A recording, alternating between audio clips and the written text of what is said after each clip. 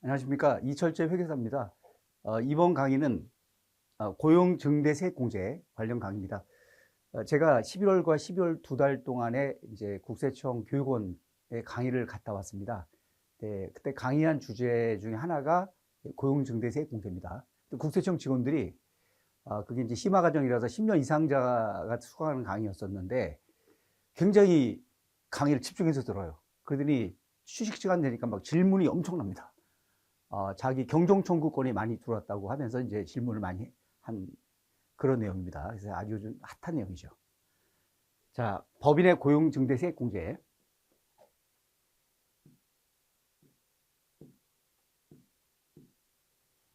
자, 이거는 이제 고용을 증대하면, 직원을 채용하면 세액공제 주는 제도입니다. 이 제도가 종전에는 고용 창출 투자세액공제 제도였었어요. 이 제도는 고용을 하더라도 투자를 안 하면 세액공제 혜택을 못 받아요. 그러니까 고용 증대만 한 회사는 세액공제가 안 됐었어요. 그래서 이제 고용 증대에 약간 역효과가 있는 규정이었죠. 혜택을 안 주니까 투자를 안 하면. 그래서 이제 그 제도를 바꾼 겁니다. 투자를 안 하더라도 고용만 증대하면 혜택을 주겠다. 그런 제도를 만든 거죠. 고용 증대 세액공제입니다. 이 제도는 2018년부터 시행된 제도입니다. 원래 개인 사업자도 되는데 이번 강의는 법인을 기준으로 강의를 하겠습니다. 자, 그러면 요건이 뭐냐? 어떤 경우 세액공제를 받을 수 있냐? 일단 고용을 증대시켜야죠. 자, 내국법인. 소비성 서비스업은 고용을 증대해도 세액공제를 못 받아요. 소비성 서비스업을 제외합니다. 그러면 소비성 서비스업은 어떤 회사냐? 이거는 이제 두 가지 업종이에요. 첫째, 숙박업소. 숙박업소가 뭐가 떠오릅니까? 모텔, 호텔, 호텔과 여관이죠. 이런 업종은 고용을 증대해도 세액공제를 못 받아요. 다만 관광 숙박업은 이제 외국인 유치가 있기 때문에 왜 획득이 되는 거죠. 그래서 관광 숙박업은 제외가 되기 때문에 세액공제 받을 수 있습니다. 그리고 술집. 그런데 일반 술집은 세액공제 받을 수 있어요. 뭐 호프집 다 됩니다. 그런데 유흥주점은 공제가 안 돼요. 예를 들면 룸사롱, 단란주점, 클럽, 세액공제 혜택 받지 못합니다. 자, 주점이죠. 그런데 그냥 주점이 아닙니다. 일반 유흥주점, 유흥. 그리고 무도 유흥주점. 그 다음에 단란주점. 이 영업만 해당합니다. 그러나 관광 쪽 산업은 세액공제 받을 수 있어요. 관광 쪽은 제외. 세 번째, 그 밖에가 있는데 이게 아직은 규정이 없습니다. 그래서 지금 현재는 이 두 가지가 대상이에요. 규정이 없습니다. 자, 그러면 세액공제는 어떻게 계산하냐? 세액공제. 일단 세액공제는 2021년과 22년도 그 해는 약간 공제액이 좀 더 지방 회사는 좀 더 큽니다. 자, 먼저 2021년도 작년도죠. 올해 두 개 연도만 적용되는 규정입니다. 중소기업과 중견기업과 대기업 구분해서 중소기업일 때는 수도권 지역에 있습니까? 수도권 밖입니까? 중견도 마찬가지입니다. 대기업도 마찬가지. 수도권이 어디냐? 수도권은 서울특별시, 서울 있죠? 경기도, 인천광역시가 수도권이에요. 충청도, 강원도는 수도권이 아닙니다. 자, 수도권 지역의 개념. 서울특별시, 인천광역시, 경기도입니다. 자, 그러면 중소기업이 수도권 내에서 고용을 창출했다. 직원 고용. 직원 한 명당. 일단 직원을 둘로 구분해요. 청년 등이냐, 청년 등 외냐 구분. 해서 청년 등이면 공제액이 1,100만 원. 수도권 지역은, 수도권 외의 지역은 1,300입니다. 중견기업은 청년 등이면 800. 수도권이면, 수도권 밖이면 900입니다. 그리고 대기업은 수도권이면 청년 등은 400.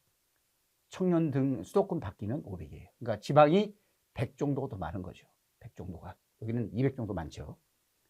그리고 청년 등이 아니다. 아니면 공제금이 좀 적어요. 공제금액은 700. 수도권 바뀌면 770. 450 똑같죠. 대기업은 청년 등이 아니면 공제 혜택을 받지 못합니다. 그러면 청년 등 상시 근로자가 누구냐? 세 가지예요. 첫째, 청년 정규직 근로자. 청년은 비정규직 안 됩니다. 정규직. 그 다음에 장애인 근로자, 장애인 상시 근로자. 그 다음에 60세 이상인 고령자, 상시 근로자. 자, 청년 등 상시 근로자는 청년 정규직 근로자와 비정규직 말고 정규직입니다. 청년은 장애인 근로자, 장애인 상시 근로자입니다. 그 다음에 60세 이상인 근로자를 말합니다. 그 다음에 이런 경우도 있죠. 중소기업이 수도권에 있어요. 청년은 2명이 늘어난 거예요. 청년 외에는 2명을 잘랐어. 전체 증가는 없는 거죠. 세액 공제 되냐? 안 됩니다. 공제 혜택 못 받아요. 이 청년 증가분 2명 공제가 되는데 이 공제 2명은 전체 증가분이 한도예요. 전체가 증가하지 않았죠. 공제 혜택을 받지 못합니다. 이거 공제 주게 되면 한쪽은 자르고 한쪽은 늘리는 식으로 공제를 받을 수 있어요. 그건 말도 안 되는 거죠. 근로가 증가돼야 됩니다. 고용이 증대. 그래서 고용이 증대되지 않으면 공제가 안 되고, 그래서 각각 공제받는 청년 등과 청년 등 외에는 전체 근로자 증가분이 한도예요. 자, 기억하시고요. 그래서 기억하실 것은 중소기업과 중견과 대기업 간에 공제가 되는데 청년 등과 청년 등 외로 나눠서 수도권과 수도권 밖 구분해서 공제 혜택을 달리 준다라는 거. 자, 기억하시고요.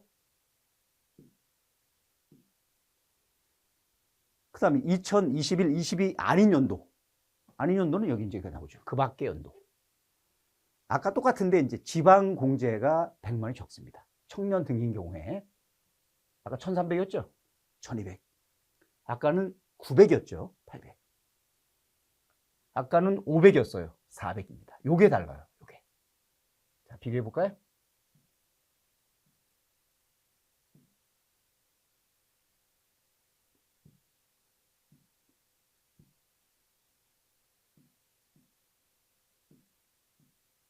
자, 비교. 여기 있죠. 아까 1200이었죠? 1300. 아까 800이었죠? 900. 아까 400이었죠? 500. 이게 100씩 많은 거예요.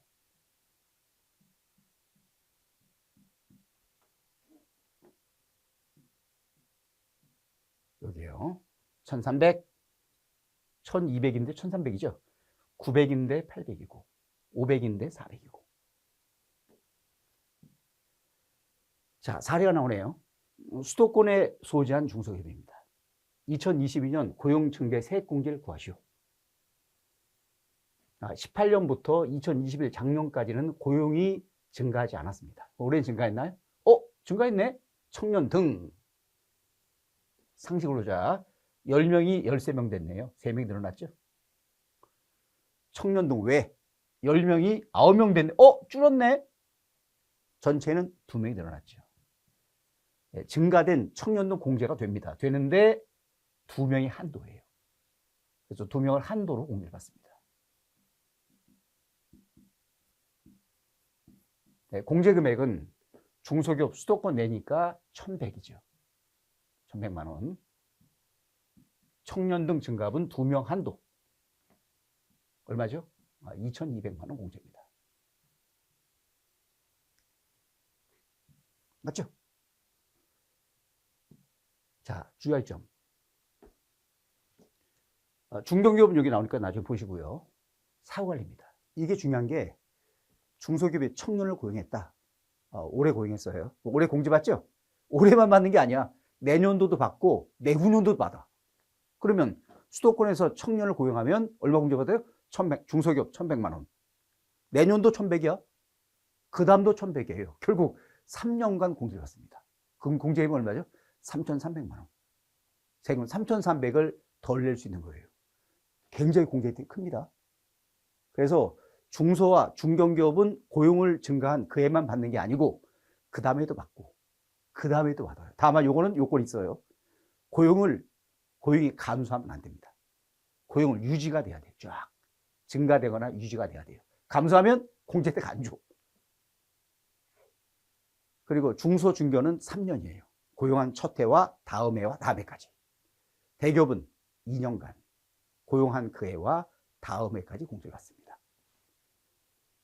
자, 사후관리. 해당 3년도에 상시 근로자 수가 직전 3년도보다 증가됐다. 증가된 그 해 1차 연도입니다. 그 해만 공제받는 게 아닙니다. 다음에도 받고, 중소중견이에요? 그 다음에도 받고. 대기업은 다음 해까지 받을 수 있어요. 대기업은 2년, 중소중견은 3년간 공제를 받습니다. 그런데 요건이 나오죠. 무슨 요건? 고용을 유지해야 됩니다. 고용이 유지가 돼야죠. 쫙 유지 또는 증가. 감소하면 혜택이 없어요. 혜택을 거기서 그만 받는 거예요. 더 이상 못 받아요. 그리고 감소된 부분은 세금을 추징당해요. 전부 다는 아니고 감소한 만큼만. 자, 다만 고용을 증대시킨 기업에 대한 세액공제를 받은 내국인이, 내국법인과 개인들 계산합조 좋습니다.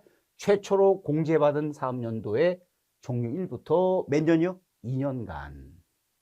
사관리 2년 동안 하는 거예요. 공제 받았어? 다음 해와 다음 해까지.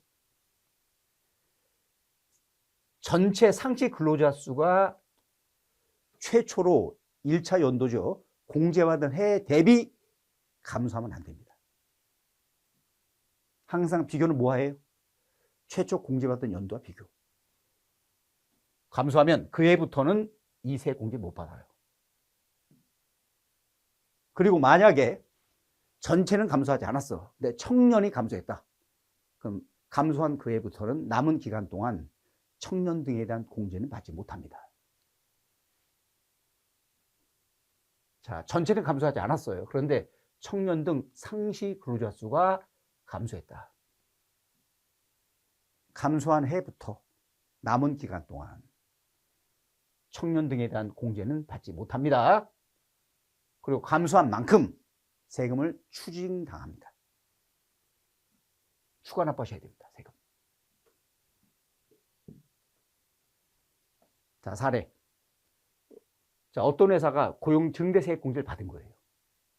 근데 그 후 2년 이내 기간 동안에 상시 근로자 수가 다음과 같이 변동됐다. 추가 공제 되냐 안 되냐. 그러니까 첫 해 공제 받았죠. 다음에 이런 상황이 온 거예요. 공제 또 되냐 안 되냐. 여러분들 케이스 몇 가지가 있어요? 6가지밖에 없어요. 케이스는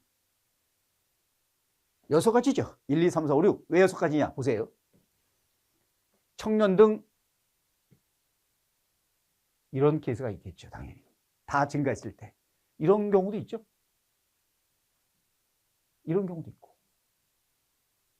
그러니까 이게 플러스가 3가지 케이스예요. 다 플러스, 플러스 마이너스, 마이너스 플러스. 마이너스 마찬가지입니다. 마이너스도 3가지죠. 다 마이너스.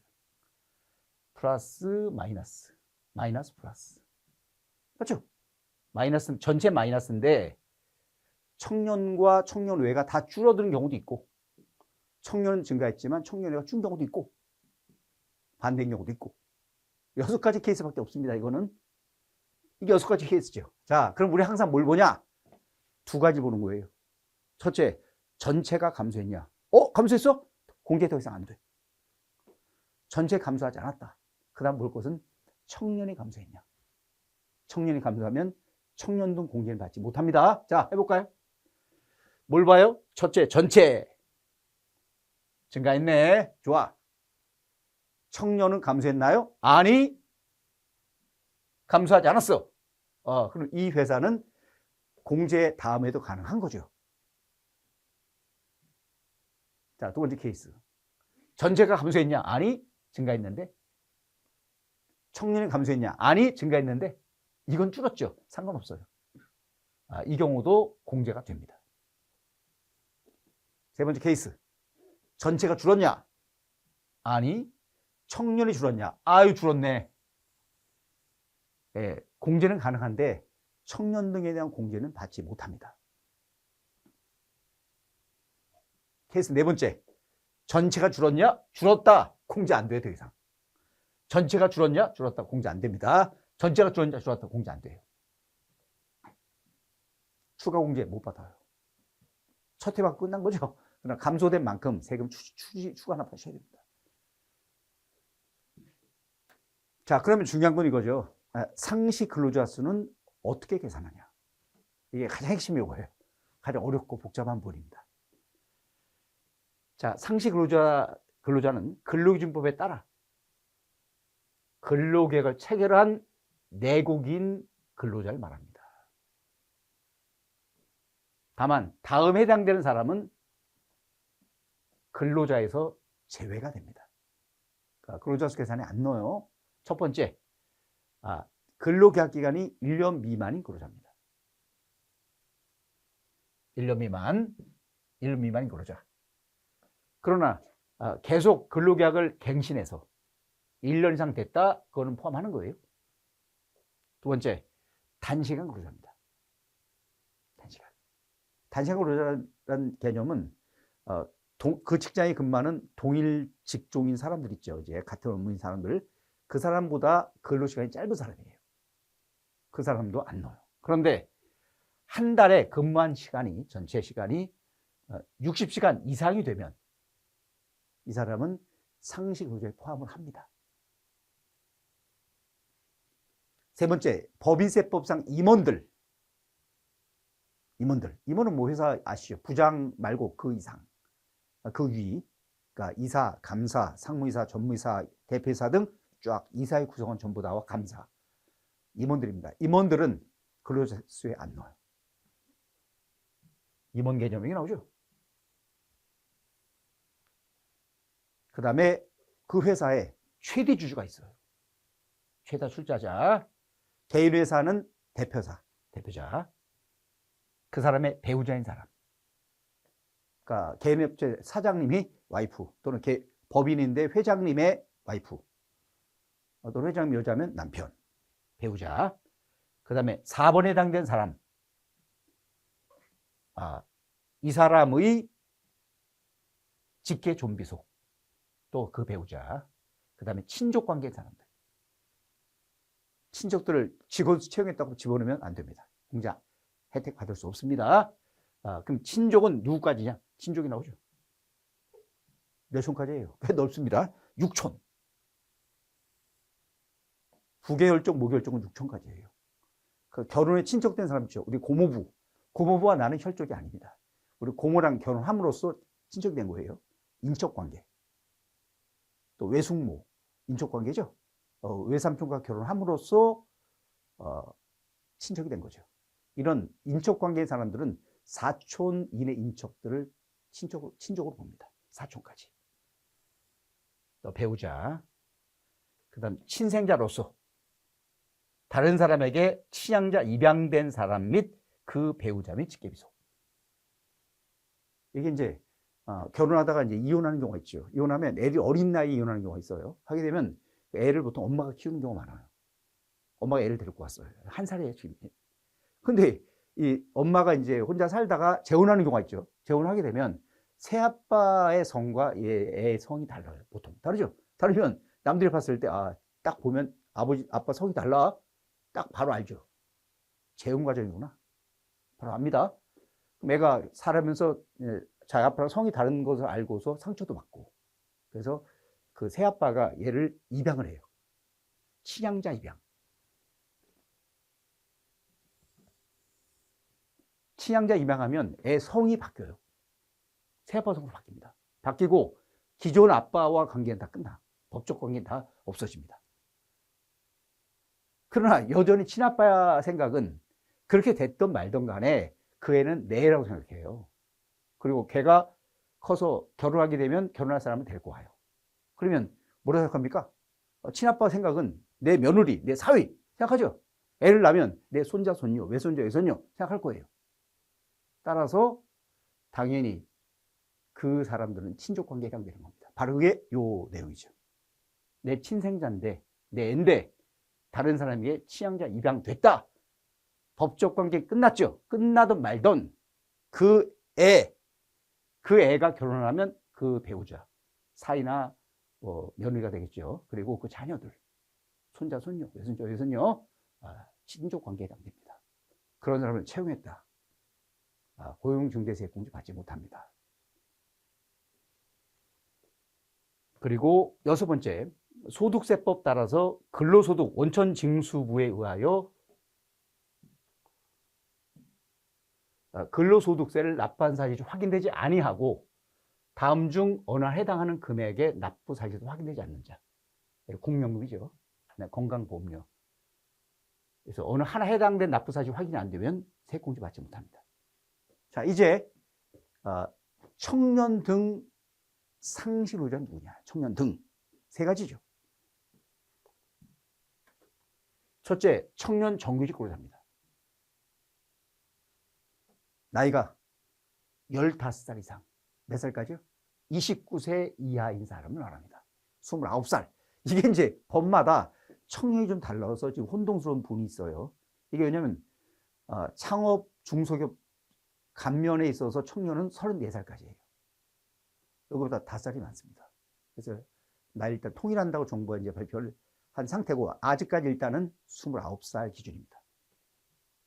보통 남자들은 군대 갔다 오면 한 1년, 2년 정도 보통 군대에서 보통 군생활을 하면 나이가 2살이 더 많을 수가 있죠. 그래서 군생활하는 기간을 나이에서 빼고 29살 이하면 청년으로 봅니다. 병역을 이행했나요? 그 기간을 빼는 거예요. 지금 나이에서 빼세요.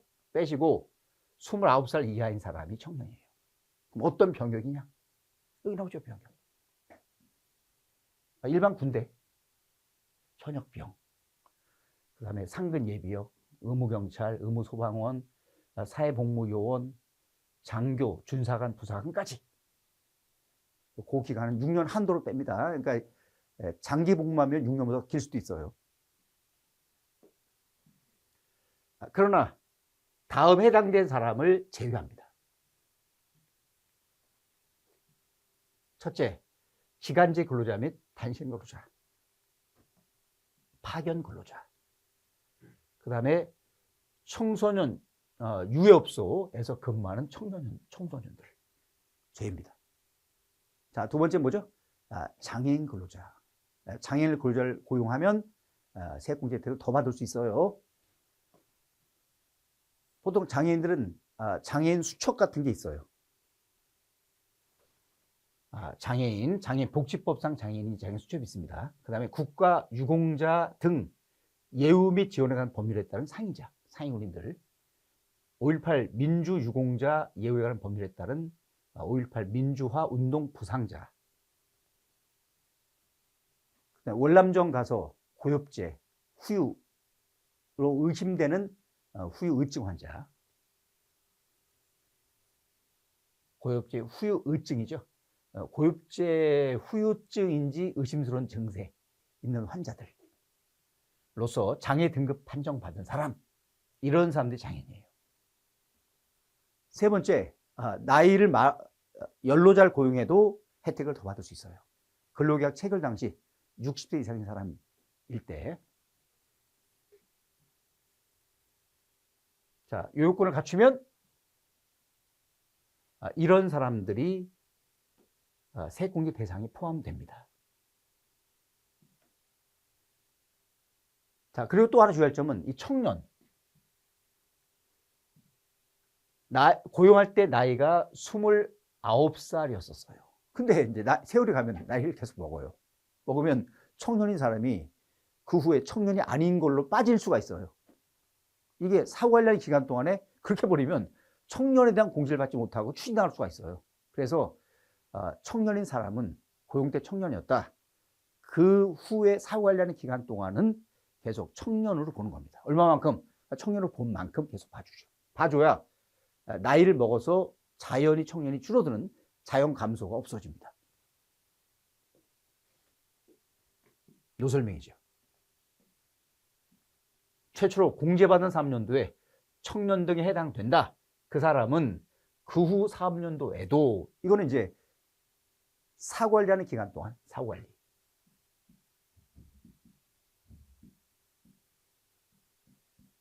기간 동안은 계속 청년 등으로 봐서 근로자 수를 계산하는 겁니다.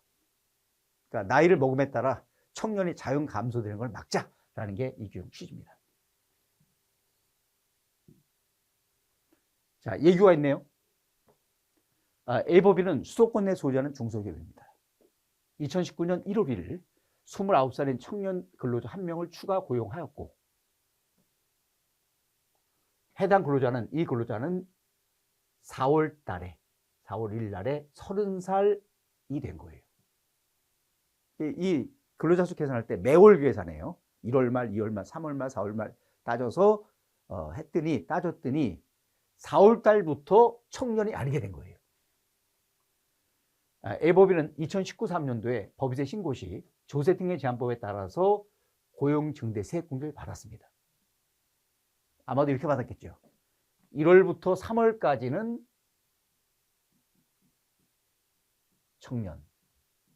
청년이죠. 청년으로 받고, 청년. 그러니까 매월 따지기 때문에 1월 말 청년, 2월 말도 청년, 3월 말도 청년이죠. 청년. 그러다가 4월 달부터 12월까지는 나이가 이제 먹어서 청년이 아니게 된 거죠. 30살이 된 거예요. 30살 이상. 그러면 이제 더 이상 청년이 아닙니다. 청년 외가 된 거죠. 왜? 그래서 다 더하면 9가 나오는 거죠. 9. 청년은 3개월치, 청년 외는 9개월치가 됩니다. 이렇게 해서 세액 공개를 받은 거예요. A법인은 2023년도에 전체 상시 근로자 수 또는 청년 등 상시 근로자 수가 감소함에 따라 조세등의 제한법에 따라서 추가 납부세액을 계산하는 경우, 사관리할 때 이 청년 등은 어떻게 계산하는 거냐 물어봤죠. 자, 일한 청년이 3개월이었죠. 2019년도에 청년이 아닌 게 9개월이었고, 그래서 다 더하면 3이 되는 거죠. 9가 되고 12로 나누면 0.250명, 0.75명이 됩니다. 그러면 첫째 안은 다음에도 똑같이 30살 넘어갔죠. 넘었지만은 작년 했던 것과 똑같이 봐줄 거냐. 이렇게 하면 고용이 나이를 먹어서 청년이 줄어든 문제가 없어집니다. 똑같으니까. 똑같죠? 이안 3개월은 청년, 9개월은 청년이 아닙니다. 다음에 다 청년이 아닌 걸 볼 거냐? 말도 안 되는 소리죠. 왜? 나이를 먹었는데 청년이 늘어나 갑자기. 이건 말도 안 되는 거죠. 이런 제안은 말이 안 되는 거예요. 세 번째, 2019 계속 청년, 2020 계속 청년. 아이 뭔 소리야. 여기 청년이 아니었잖아. 아니었죠? 여기도 청년이 아닌 걸 가지고 이것도 말이 안 되죠. 이란이 맞는 아닙니다. 답변 내용, 국세청 답변. 내국법인이 3년도 중에 30살 이상이 되는 청년 정규직 근로자를 고용하고 조세등의 제한법 제29조 7 1항에 따른 세액공제를 적용받은 후 다음 3년도에 전체 상시 근로자 또는 청년 등 상시 근로자 수가 감소함에 따라 같은 법 시행령에 따라서 시행령 제26조의 7, 5항, 이게 사관리 규정입니다. 사관리.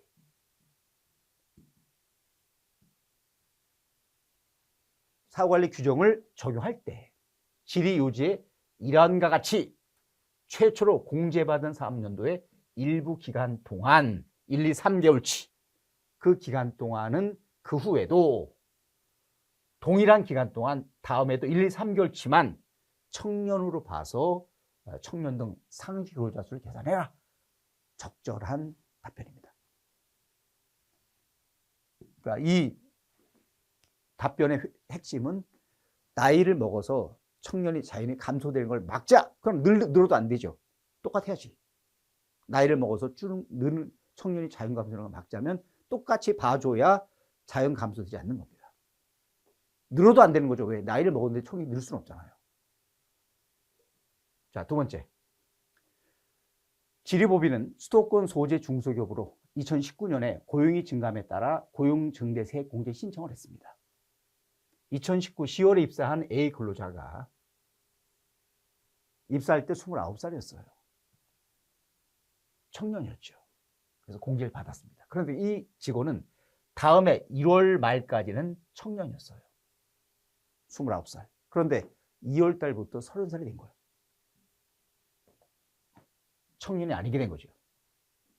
그럼 어떻게 적용하냐? 그럼 둘로 나누셔야 됩니다. 첫째, 사후관리는 똑같이 청년으로 봐야죠. 2019년에 1년간 계속 2019년에 10월 입사했죠. 10월부터 청년이었죠. 연말까지 계속. 그 다음에도 계속 청년으로 봐줘야죠. 똑같은 기간 동안. 그런데 이 다음에 이 청년이었죠. 청년. 그런데 고용이 증가한 부분 세공제를 받을 때 다음에 고용 증대분 세공제를 또 받을 수 있어요. 그걸 받을 때는 정확히 계산하는 거예요. 그대로. 그러니까 사관리 규정과 세공제 받는 규정을 분리해서 보셔야 됩니다. 자, 답변 보시면요. 직전 사업연도에 29살인 청년 정규직 근로자가 해당 사업연도에 30살 이상이 되는 경우 조세특례 제한법 29조 7 1항 1호 이거는 이제 세공제 규정입니다.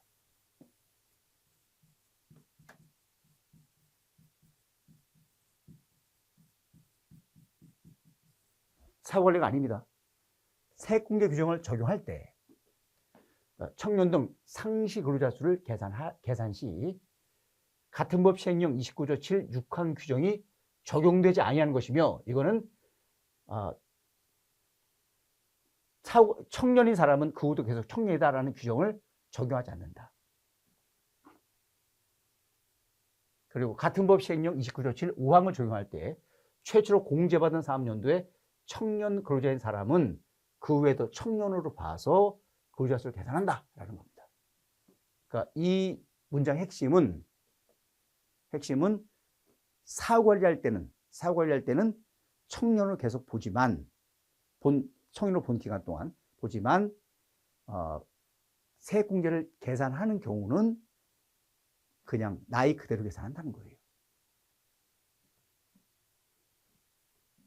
그래서 고용증대세공제 규정 적용 시 청년을 보지 않지만 공제액을 계산할 때 그러나 추징세 계산 사관리 규정을 적용할 때 관리 규정을 적용할 때는 직전 사업연도와 동일하게 청년으로 본다는 그런 내용입니다.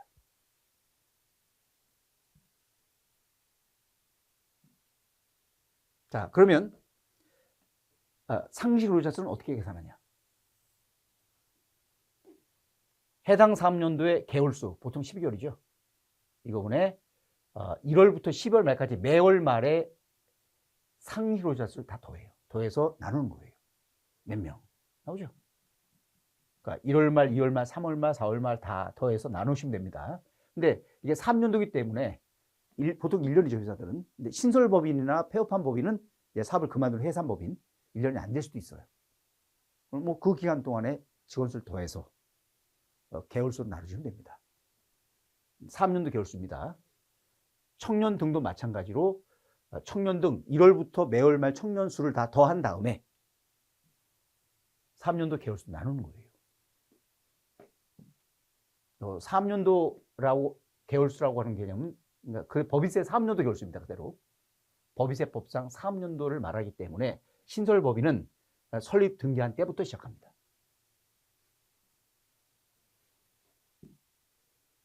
그 다음에 단시간 근로자. 단시간 근로자는 한 달에 소정 근로시간이 60시간 미만이면 근로자 수에 안 넣어요. 60시간 이상이 되면 0.5명으로 봐줍니다. 한 명이 아니에요. 그리고 일정한 지원 요건을 갖추면 0.75명으로 봐줘요. 어떤 지원 요건이냐? 이게 나오죠. 요거 나중에 보세요. 자, 그래서 단시간 근로자일 때는 근로자 수 계산에 주의하셔야 됩니다. 소정 근로시간에 따라서 근로자 수가 포함이 안 될 수도 있고 또 될 수도 있고 되더라 0.5명 또는 일정 요건 갖추면 0.75명까지 인정을 받을 수 있습니다.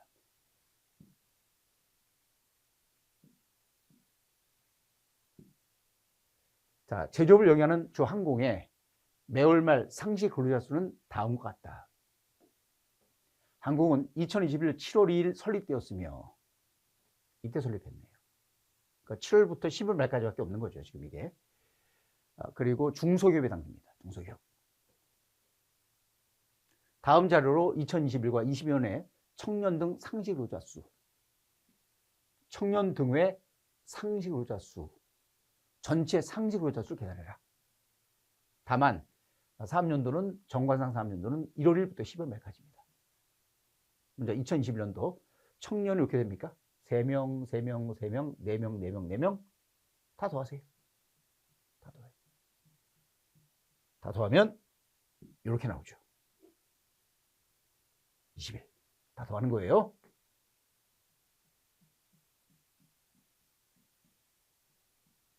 나누기 12. 3.5명. 여기도 다 더합니다. 다 더해요. 더하면 15명이 나오죠. 나누기 12. 2.5명. 이렇게. 그 다음에 여기 이제 더하시면 되고요. 다 더하면 이렇게 나오고. 12 하면, 이거 10이 아니죠. 죄송해요. 6개월이죠. 죄송. 6입니다. 3년도는. 6이죠. 6개월이잖아. 하나, 둘, 셋, 넷, 다섯, 6이죠. 네. 10이 하시면 안 됩니다. 6개월치. 자, 그 다음에 2022년도는 역시 1월부터 시작했죠? 다 더하는 거예요. 다 더하면 이렇게. 여기는 12개월이죠? 여기서 다 더해요. 이렇게. 마찬가지 나옵니다. 근데 주의할 점은 이제 근로자 수 계산할 때 소수점이 나오는 경우가 있어요. 이렇게 3.416 쫙 계속 나와요. 어떻게 할 거냐? 100분의 1 미만은 버립니다. 3.41까지 계산하고 0.6은 버려요. 여기까지.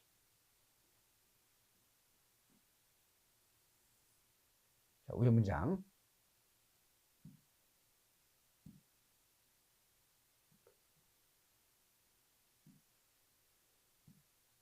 근로자 수 계산에 100분의 1 미만은 버립니다. 요거죠. 상시 근로자 수나 청년 등 상시 근로자 수 계산할 때는 요 계산식에 따라 하고, 그러니까 전체와 청년 등 요 두 가지만 다시 계산하시면 됩니다. 한 다음에 100분의 1 미만은 버린다 라는 거.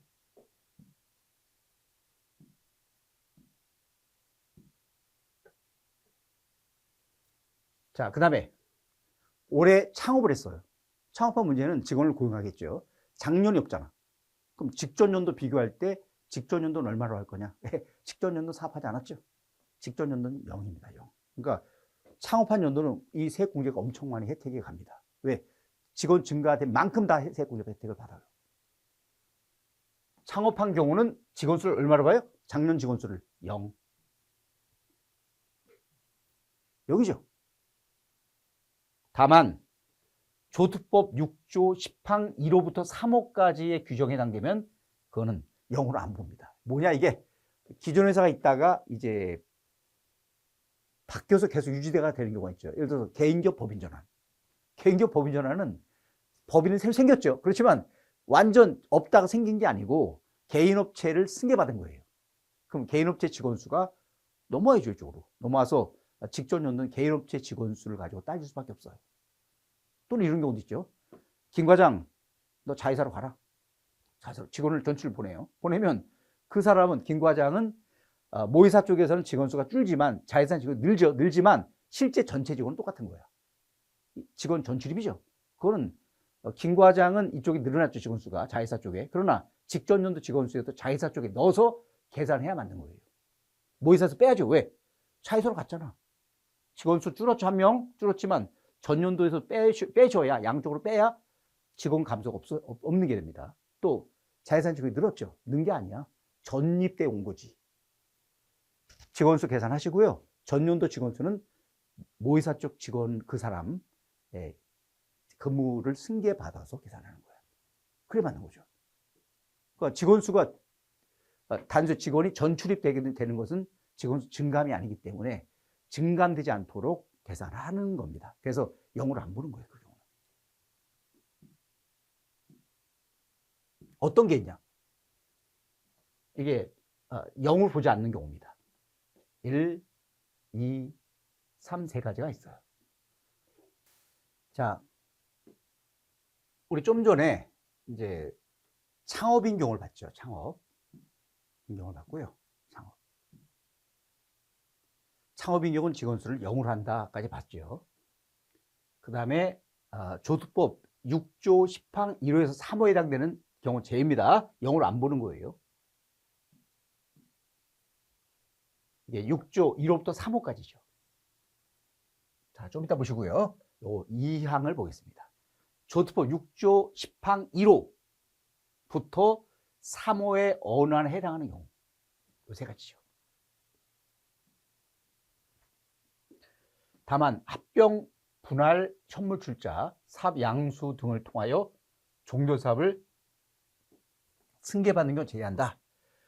자, 어떻든 여기에 해당되는 경우죠. 여기 보시면 첫 번째는 합병, 분할, 현물 출자, 사업 양수를 통하여 종전사업을 승계하거나 종전사업에 사용되던 자산을 인수하여 매입하여 같은 종류 사업을 하는 경우에 해당됩니다. 다만 다음 강목에 어느 하나에 해당하는 경우는 제외한다. 첫째, 종전 자산을 승계받아 사업을 하는데 단 비율이 일정 비율이 안 될 때 그때는 사업 인수를 안 봅니다. 0으로 보는 거예요. 두 번째, 사업을 분리해서 법인 사업을 분리해서 임직원이 사업하는 거, 이게 이제 기업의 분사입니다. 분사. 이 경우도 일정 요건 갖추면 창업을 봐서 0으로 인정해줘요. 이 두 가지 예외입니다. 예외. 첫째, 합병, 분할, 현물 출자, 사업 양수 등을 통해서 사업을 승계하거나 종전 사업을 매입하거나 인수해서 사업하는 경우. 두 번째, 개인기업을 법인으로 바꾸는 거예요. 개인기업 법인 전환. 세 번째, 개인 사업하다가 폐업하고 똑같은 사업을 다시 시작해. 그건 사업 시작이 아닙니다. 자, 이런 경우는 어떡하냐? 이런 경우는 직전 연도의 상시 근로자 수는 종전 사업이나 법인 전환 전의 사업 또는 폐업 전의 직원수를 보는 거예요. 그러니까 개인기업을 법인으로 바꿨다. 전환 2022년 7월 달에. 그러면 법인의 직원수 계산하죠. 한 다음에 직전 연도 비교할 때는 이 개인기업의 직전 연도의 2021년도죠. 이 직원수를 직전 연도의 직원수를 보는 겁니다. 요게 이제 규정이에요.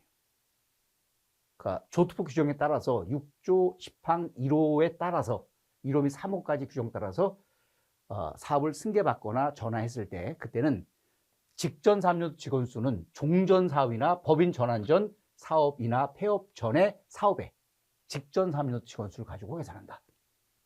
자, 세 번째 사망. 다음 중 어느 하나에 해당하는 경우에 직전이나 해당 3년도 상시 근로자 수. 자, 첫째, 해당 3년도에 합병, 분할, 현물 출자 또는 사업 양수 등에 의하여 종전의 사업 부분에 종사하던 근로자를 승계했을 때. 두 번째, 법세법 시행령 2조 5항 및 소득세 시행령에 따라서 특수한 개인으로부터 상시 근로자 수를 승계했을 때. 이런 경우입니다. 회사에 근무하는 직원이 10명 있어요. 10명. 이 직원 중 2명을 비회사로 보낸 거예요. 회사로 2명을 전출입. 보낸 것이 2022년 7월 5일 날이에요. 그러면 비회사 직원은 둘 다 10명이 할게요. 여기서 이제 직원수가 바뀌죠. 간 이유는 여기 2명이 줄고 2명이 늘어나죠. 그럼 일단 비회사 직원수 계산은 10명부터 시작해서 1월부터 6월 말까지 10명이에요. 10명. 그 다음 7월 1일부터 12월 말까지는 12명인 거죠. 12명.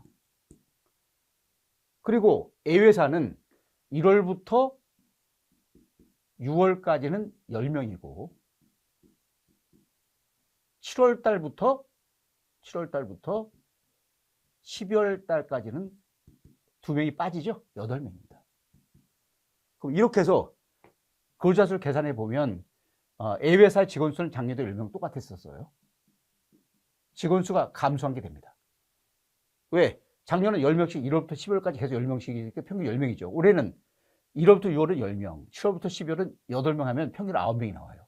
한 명 중계됩니다. 이렇게 하면 말이 안 되는 거죠. 왜? 전체 직원 수는 변동이 없어요. 2명이 이쪽에서 간 거예요. 그럼 어떻게 하면 변동이 없게 되냐? 전출된 회사죠. 자, 전출된 회사는 이 문장 볼까요?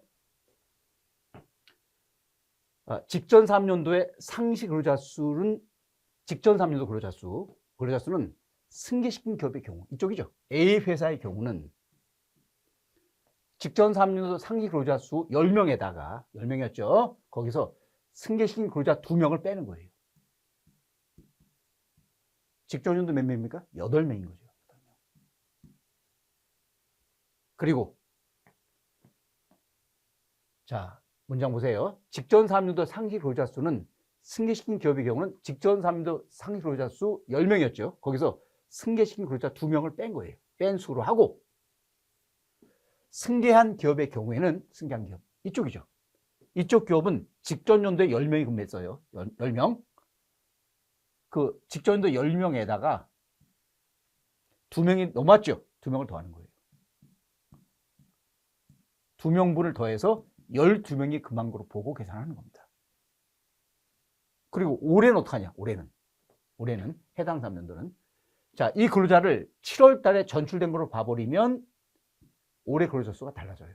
그래서 작년에 이 2명을 뺐기 때문에 여기서 뺐죠? 뺐기 때문에 이 2명은 올해 6월까지 근무했죠. 6월까지 근무했지만 여기서 빼는 거예요. 빼고 연초에 갔다. 1월 날에 갔다고 보고 계산하는 거예요. 그러니까 우리 회사 근무하다 전출된 직원은 우리 회사에서는 전년도 직원 수에서 빼버립니다.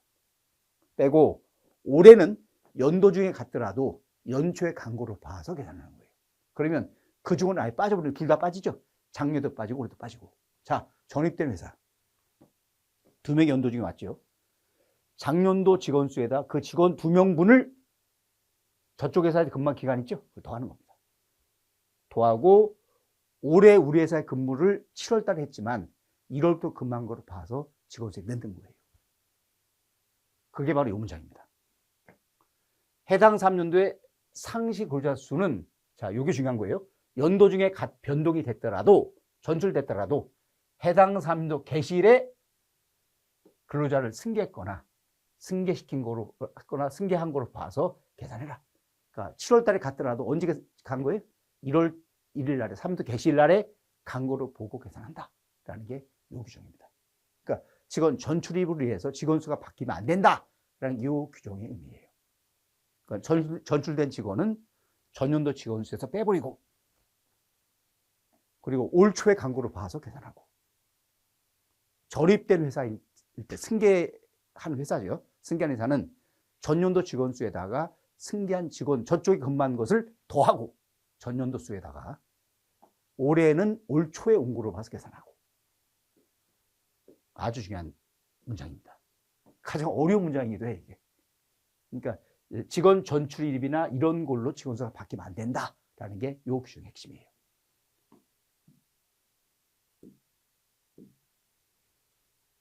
자, 그러면 직원 수가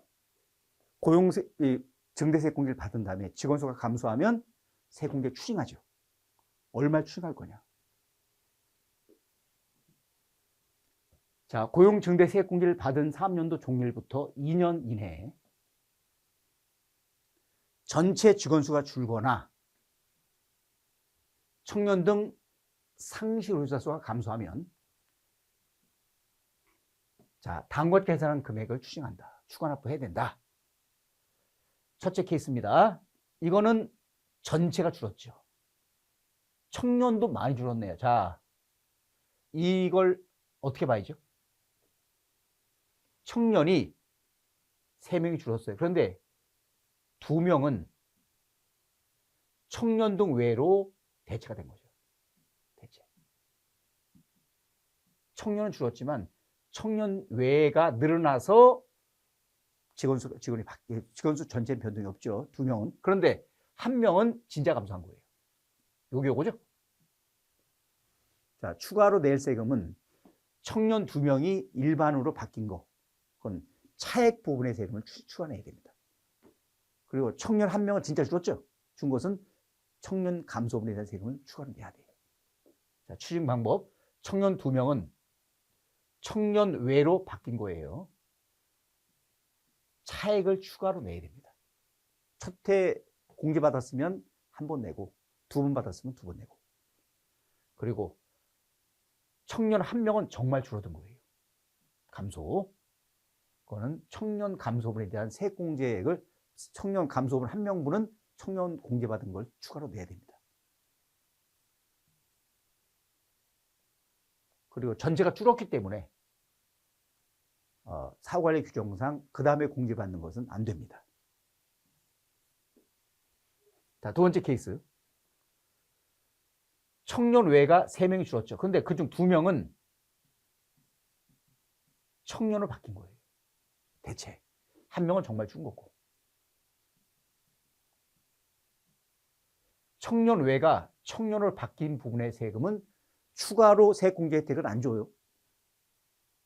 그냥 청년 요건 혜택이 없습니다. 안 되고 청년 외에 1명 감소한 부분 세금은 추가로 내야 돼. 청년에 1명 감소한 부분 세금은 추가로 내야 됩니다. 차액 부분은 공제가 혜택이 없습니다. 그리고 전체가 줄었기 때문에 세액공제 혜택은 그 다음엔 받지 못해요. 사후관리 규정상 세액공제 안 됩니다. 자, 3번째 케이스. 이건 다 줄었네. 2명 줄고 1명 줄고 전체 3명 준 거죠. 청년 2명 세액공제 추가로 내고 청년에 1명 거 내고. 전체가 줄었기 때문에 추가 공제는 안 됩니다. 그 다음 케이스. 청년이 2명 줄고 청년회가 3명 늘고 전체 늘었어요. 자, 전체가 늘었죠. 전체가 늘었기 때문에 추가 세액 공제 받을 수 있어요. 그런데 청년이 줄었기 때문에 청년 공제는 안 됩니다. 청년 외만 공제되는 거예요. 그리고 추가로 낼 세금은 청년 2명 준 거 이렇게 대체된 거죠. 차액 세금 내야 돼. 차액. 4번째 케이스, 요 케이스, 그 다음 케이스. 이거는 청년 늘고 전체 늘었죠. 전체 늘었어? 예. 청년 늘었어? 예. 추가 세금은 없습니다. 추가 공제 받을 수 있어요. 전체 늘었냐? 예. 청년 늘었냐? 예. 세액 공제 받을 수 있어요. 그리고 추징은 없습니다.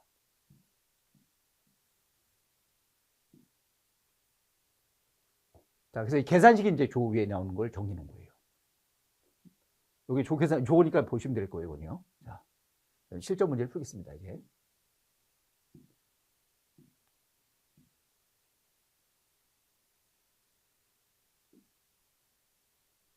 요 내용은 다, 이건 이제 공제를 2번 받았을 때, 받으면 공제받은 2회분 세금을 내야 돼요. 2번. 그 얘기고, 딴 건 중요한 건 없습니다. 근데 이거 계산식 보면 복잡해요. 그러니까 이거 보지 마시고, 사례를 보세요. 사례. 자, 또 하나, 2020년 사후관리 유예규정 적용. 직원 수가 이제 2019년에 공제를 받았어요. 그런데 2020년에 코로나가 시작됐죠. 충격. 많은 회사들이 고용이 감소가 되는 회사가 되게 많았어요. 그럼 더 이상 공제 안 되고 세액 공제 받은 건 추징이죠. 그래서 코로나 문제 때문에 확산 때문에 정부에서 2020년도는 고용을 유지하면 세액 공제 계속 받고 고용이 감소했을 때는 사후관리 한 해 하지 말자. 사후관리 유예를 시켜줬어요.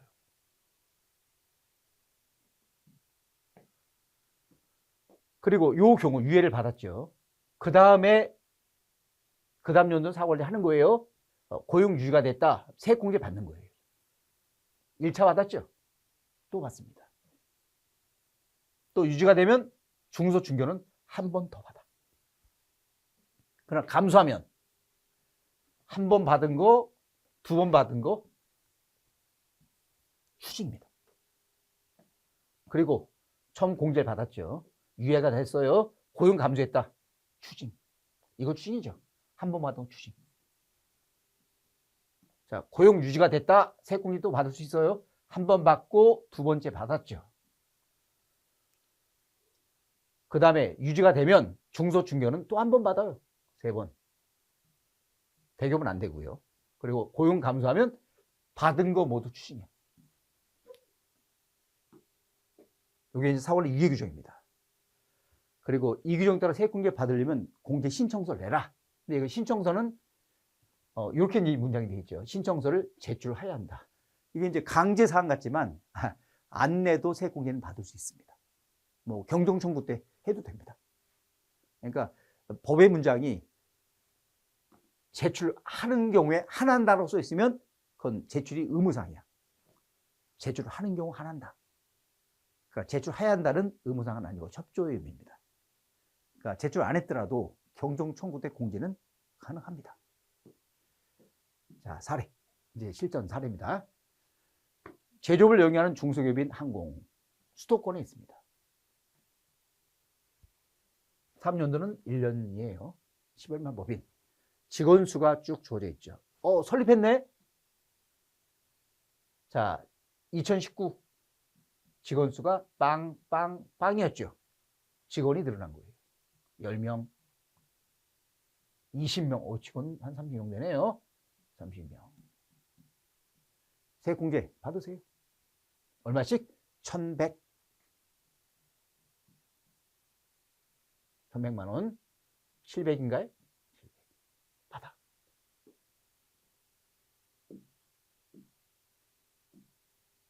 자, 2020년도 고용 증대분에 대한 세액공제입니다. 언제까지 받아요? 2020, 21, 22까지 받아서 3년간 받는 거예요. 자, 먼저 2020년도 000이었죠. 창업이라서. 그 다음 10명, 20명, 합계 30명, 증가 인원수 차이죠. 10명, 20명, 30명 증가합니다. 세액공제는 1,100만 원, 700만 원. 엄청나네요. 세금 2억 5천이 줄어. 이게 이것만이 아니죠. 고용을 유지하면 그 다음에도 2억 5천, 그 다음에도 2억 5천이야. 3년 평균, 3년 합계해서 7억 5천만 원 세금이 줄은 거야. 엄청나네요. 네. 자, 이제 그 다음에 이제 2020년도 공제를 받았죠. 자, 보세요. 여기 공제는 2억 5천입니다. 그럼 그 다음에도 2억 5천 또 받을 수 있냐? 고용 유지가 되면 받을 수 있어요. 뭐보다? 최초 연도보다. 그죠? 이 해보다 직원 수가 줄지 않으면 전체 줄었냐? 늘었죠. 청년 줄었냐? 늘었죠. 계속 받을 수 있어. 한 번 더 2억 5천. 그 다음 뭐랑 비교해요? 이거 비교하는 거예요. 전체 줄었냐? 늘었어요. 청년 줄었냐? 늘었죠. 한 번 더 받아. 2억 5천. 결국 2020년 고용 증대에 대한 세액공제는 2020년에 2억 5천, 21 2억 5천, 22 2억 5천 3번 맞는 거예요. 중소기업이기 때문에. 여기죠. 2021 2차 연도 전체 줄었냐? 늘었어. 청년 줄었냐? 늘었어. 한 번 더 받아. 그 다음 연도 전체 줄었냐? 늘었어. 청년 줄었냐? 늘었어. 항상 주의할 것은 뭐와 비교해요? 최초 공제받은 연도와 비교하는 겁니다. 요게 핵심이야, 포인트. 최초로 공제받은 연도와 비교한다. 또 한 번 봤죠. 엄청나네요. 자, 이제 2021 고용 증대. 자, 2021년도 잠깐 지우고요. 그러면 2021년도도 고용이 증가했나요? 이거랑 비교해야지, 이제는. 이게 직전 연도입니다. 비교. 전체가 늘었냐? 늘었네, 5명. 청년 늘었냐? 늘었네. 여기도 늘었죠? 네, 세액공제 혜택 받으세요. 곱하기 1100 곱하기 700. 이건 4사인가요? 이건 7 더하면 5일 5100만 원 세액공제 받아요. 자, 그 다음에 2022년도 한 번 더 받나? 5100을. 전체가 줄었냐? 이게 1차 연도죠. 아이고, 줄었네. 세액공제 더 이상 못 받아. 못 받고 공제받은 세금 추징당합니다. 얼마만큼? 감소한 만큼. 자, 2021 고용 증대 세액공제입니다. 원래 받는 것은 2021, 22, 23까지 가능한 거였었는데 따져봐야죠. 2021 늘었죠. 5100. 2022 21과 비교하는 거예요. 아이고, 줄었네. 줄었죠? 더 이상 공제 안 됩니다. 2022, 2021년도 고용 증대로 인한 세액 공제는 21밖에 안 되는 거예요. 22, 23은 안 됩니다. 그리고 얼마를 추징할 거냐? 이건 다 줄었네. 다 줄었죠? 1100, 700, 2200, 1400. 요건, 한 명, 2명 줄었네요. 한 명, 2명. 이거 한 명이죠? 2200이 아니고 한 명. 1100, 요건 1400. 더하면 2500 추징이네요.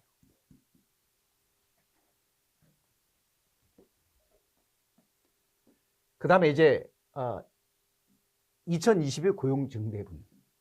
여기. 지우고. 자, 2022년도는 21년 대비 고용이 증가했냐? 비교해야죠. 전체 줄었냐? 늘었냐? 들기는 줄었죠. 2020년도는 고용이 증대되지 않았습니다. 세공제 못 받아요.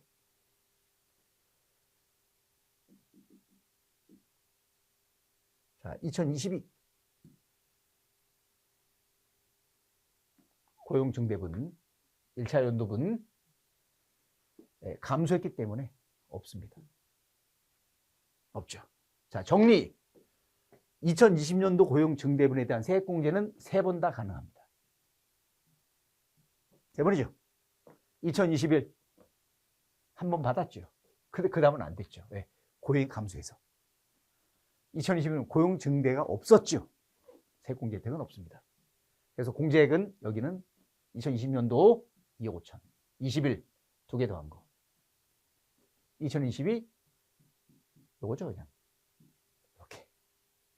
추징세액 2,500만 원이죠. 아직은 2023년도는 직원 수 몰라서 안 했고요. 요것만 일단. 이해하셨나요? 자, 그 다음 사례. 그 다음 사례죠. 그 다음 사례. 여기. 이 회사도 수도권에 있는 중소기업입니다. 자, 2020년까지는 고용이 증가하지 않았대. 여기까지. 이때 증가했나 보죠? 여기부터. 먼저 2021년 고용 증대분. 고용이 증가했냐? 작년 대비. 늘었네. 늘었네. 늘었네. 그렇죠. 세액공제 혜택 받으세요. 1100, 700, 55, 2100인가요? 7600.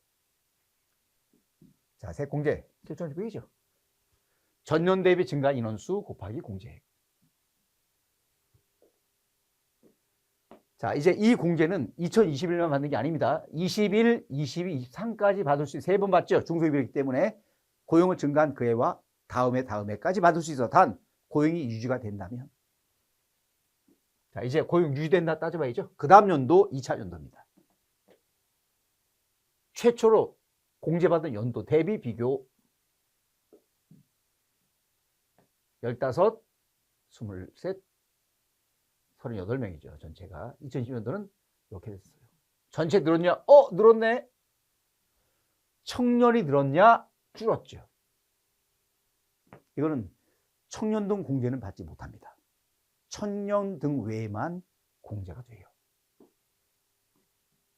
자, 따라서 청년 등 공제는 받지 못하고 청년 등의 공제만 가능하다. 얼마죠? 2,100만 원만. 이건 안 되고.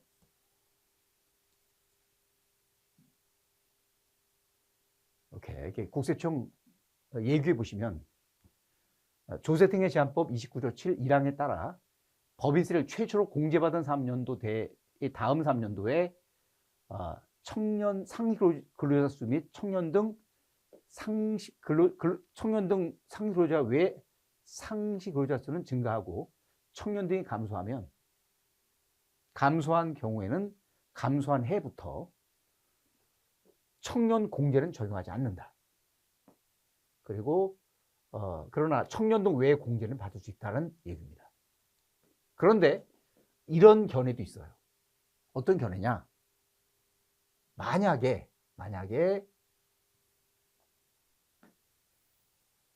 청년 등을 무시하고 청년 등이 아니고 청년 등이 아닌 사람을 봤으면 이게 이제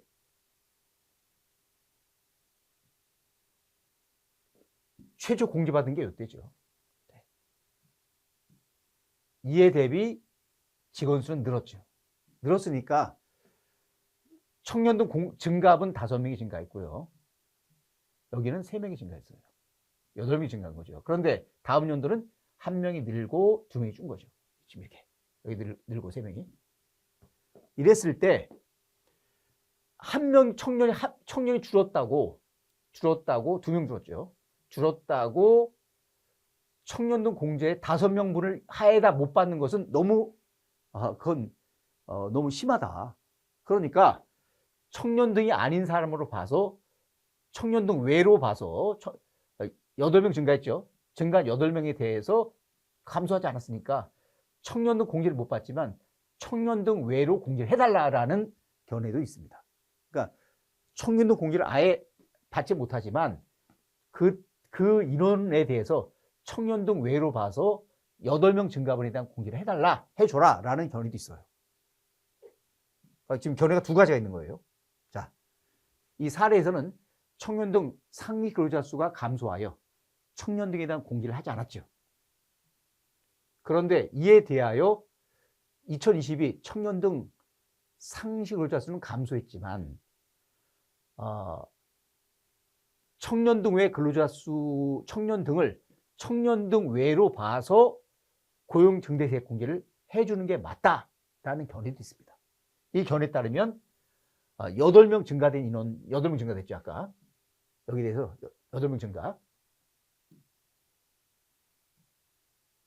다음에 청년 등 공제를 못 받지만 청년 전체가 줄지 않았기 때문에 청년 등 외로 봐서 이것을 다음 해부터는 청년 등 외로 봐서 공제를 곱하기 700만 원, 5,600을 하는 게 맞다. 이런 견해예요. 완전 공제가 달라집니다. 아까 우리는 얼마랬죠? 2,100. 이게 아니고 5,600을 공제받을 수 있다. 라는 견해도 있어요. 근데 국세청 견해는 현재 국세청에서는 아까 봤듯이 청년 등 공제 받지 못하고 청년 등 외만 받아라 라는 견해죠. 그런데 여기 대해서 지금 현재 기획재정부에 누가 질의해서 지금 기재부에서 검토하고 있는 중입니다. 제가 이제 기재부에 전화했었어요. 그래서 물어봤더니 담당 사무관이 이게 청년이 줄었다고 전체가 줄지 않았을 때 줄었다고 청년 등 증가분 공제를 아예 안 해주는 건 너무 좀 심한 것 같다. 담당 사무관이. 그래서 어떤 예고가 들어와서 검토 중에 있는데 자기 생각 어떻든 좀 심한 것 같다는 생각을 한대요. 근데 아직 결정된 건 없대. 검토 중에 있대 아직. 그래서 이건 좀 더 두고 보셔야 될 것 같아요. 기획재정부에서 검토 중에 있습니다. 이제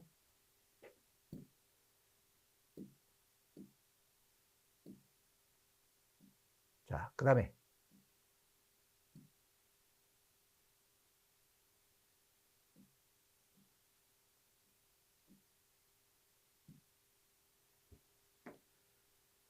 2020년도 고용 증대분 2022. 자, 여기요. 지우고 하겠습니다.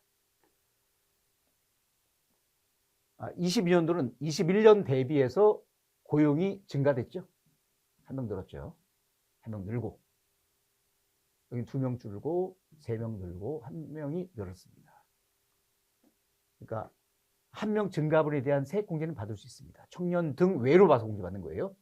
요 3명 늘었지만 전체 한도예요. 한 명으로 봐서, 한 명 봐서 700만 원 공제가 가능합니다. 700. 그리고 청년 등 2명이 청년 등 외로 바뀐 거죠. 차액 추가 납부하셔야 됩니다. 이건 사원리 규정이죠.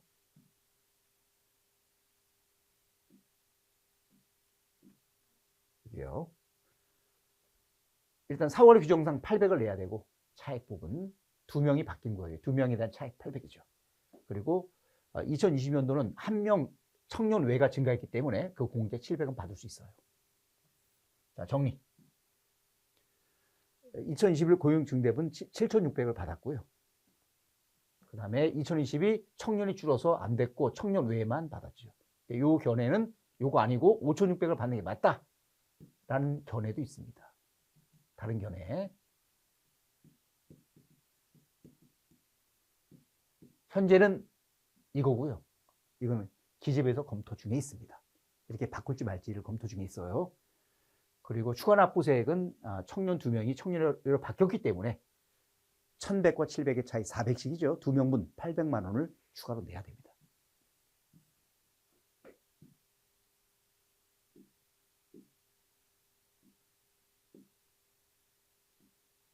자, 그 다음에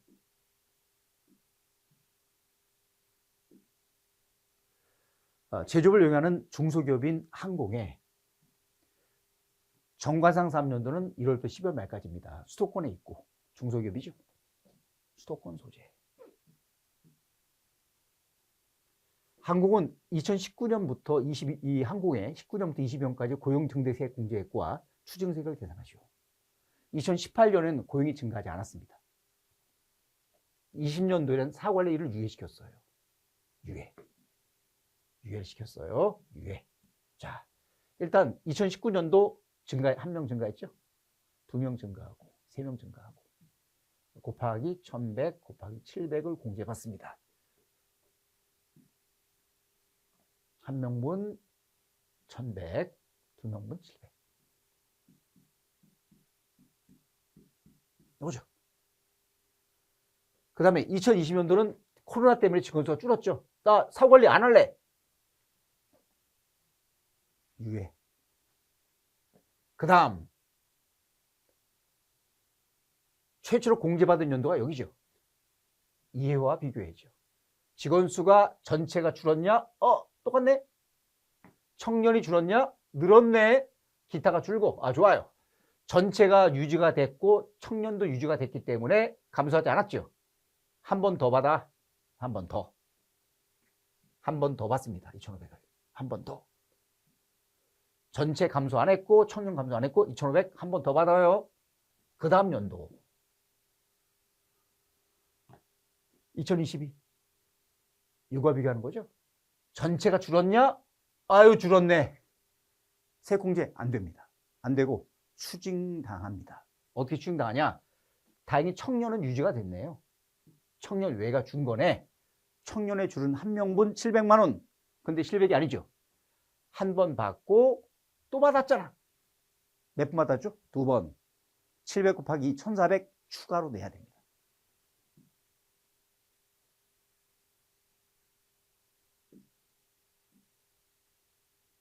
추징세액 1,400.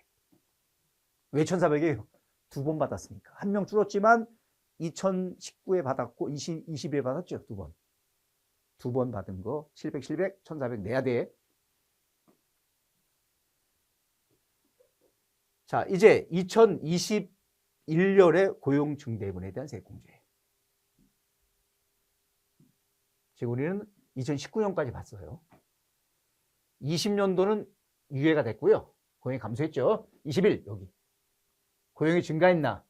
이게 이제 한 가지 문제가 이거예요. 이거 따질 때 유예가 됐을 때 유예되기 전과 비교하는 거냐, 유예된 거와 비교하는 거냐. 이게 이제 규정상은 명확히 되어 있지는 않아요. 근데 이 유예라는 것은 사후관리 유예 규정이고 추가로 고용 증대 혜택 공개할 때는 유예라는 것이 없습니다. 그래서 제가 고민을 많이 했는데 그냥 직전 연도랑 비교하는 걸로 생각을 했습니다. 그래서 2021년도 고용 증대 혜택 공개는 이거와 비교하는 게 아니고 이거와 비교하는 거다라고 판단해서 계산을 이렇게 했습니다. 그래서 제도 강의 갔을 때도 국세청 세무서 직원이 저한테 와서 이걸 딱 물어봐요. 경종 청구했는데 고용 증대세 공개를 비교할 때 이거와 비교하는 거냐? 이때 이거 비교하는 거냐? 그래서 제가 그때도 답변은 유예는 사후관리 유예라서 새로운 고용 증대세 공개는 그게 적용되지 않는 거라서 그냥 직전 연도를 비교하는 게 맞을 것 같다. 우리 얘기를 했어요. 그다음에 기재부에 다시 물어봤어요. 제가 담당 사무관한테. 우리 그러니까 기재부 사무관도 자기도 그렇게 생각한대요. 그냥 이때 비교하는 걸로. 자, 그러면 고용이 증가했나? 검토. 보이죠? 21년도분 20년도와 비교. 늘었죠. 1100. 늘었죠. 1700. 세액공제. 자, 이 고용 증대 세액공제는 20일만 받는 게 아니죠. 22, 23까지 됩니다. 22년도. 직원수 비교. 작년과 비교하는 겁니다. 최초 공제받은 연도하고. 줄었냐? 줄었네. 세액공제 더 이상 안 됩니다. 2022, 23은 공제 안 됩니다. 그리고 추가로 세금 내셔야 돼요. 청년이 줄었구나. 청년 공제받은 거 추징. 한 번 받았죠, 작년에. 한 번. 1,100만 원 세금 더 내세요. 22년도에 고용 증대 세액 공제는 없습니다. 왜? 고용이 감소했기 때문에 없어요. 전년 대비 감소했죠. 네, 이건 안 됩니다.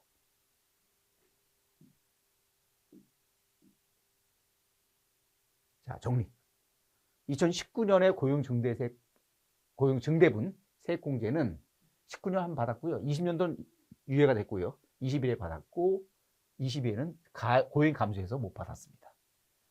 2021년도 고용 증대분 3,600만 원 전년 대비 받았고요. 그 다음은 안 됐고. 그래서 더하면 요게 되고 요게 됩니다. 추가 납부세액은 청년이 이때 이제 청년 외가 줄었나요? 그래서 1,400이고 1,100이었죠. 추징세액이. 추가 납부세액이 두 번이었나요? 두 번. 1,400 한 번. 그 다음에 1,100도 한 번. 있죠? 둘 다 2020년도에 추가 추징세액이죠. 여기도 추가 납부는 고용 감소한 20년도. 그래서 추징세액은 2020년도 두 번 내셔야 됩니다. 1,400과 1,100. 합해서 2,500만 원이죠. 고용 증대세액 공제는 세액 감면과 중복 적용이 가능합니다. 그런데 창업 중소기업 감면에서 고용 증대분 세액 감면받는 게 있어요. 그거와는 중복 적용이 안 됩니다.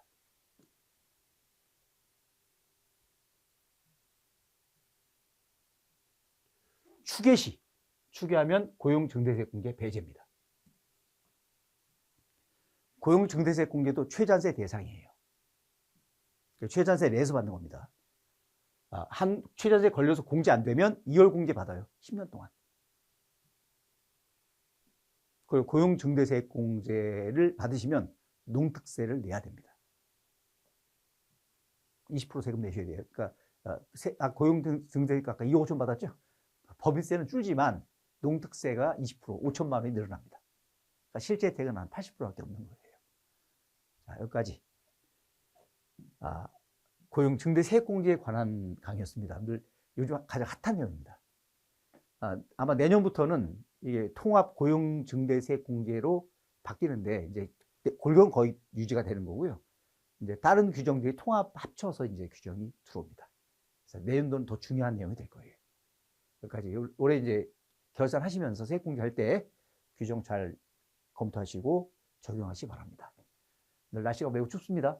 감기 조심하시고요. 네, 다음 강의 때 건강한 모습 뵙겠습니다. 자, 새해 복 많이 받으시고요. 다들 행복하시길 기원합니다. 감사합니다.